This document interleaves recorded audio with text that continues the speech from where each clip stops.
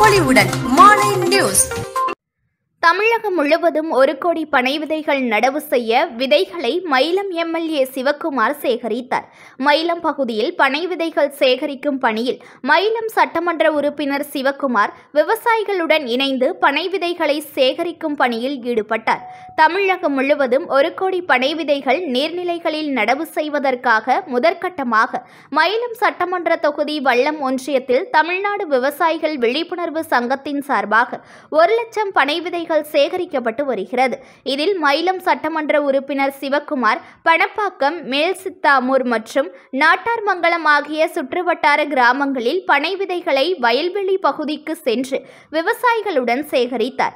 உடன் மாநில தலைவர் ரிஷ்வான் அப்துல்லா, மாநில பொதுச் செயலாளர் ஐயனார், பாமக மாவட்ட இளைஞர் சங்க செயலாளர் சரவணன் மற்றும் தோட்டக்கலைத்துறை அலுவலர்கள் ஆகியோர் உடனிருந்தனர். புது பொலிவுடன் மாலை நியூஸ்.